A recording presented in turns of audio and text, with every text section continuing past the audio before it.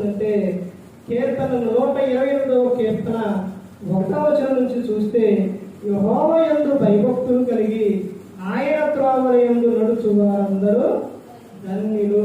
నిశ్చయముగా నీవు నీ చేతుల కష్టార్జితం అనుభవించదు. నీవు ధన్యుడు, నీకు మేలు కలిగిద్ది. నీ లోబడి నీ భార్య ఫలించు ద్రాక్షవల్లి వలె ఉండును. నీ పిల్లల ఒలేవ మొక్కల వలె ఉంటారు. యెహోవా యందు భయభక్తులు గలవాడు ఇలాగూ ఆశీర్వదింపబడును. తర్వాత కింద వచ్చినప్పుడు చెప్పారు కదా, నీ పిల్లలను నీవు చూచెదవు.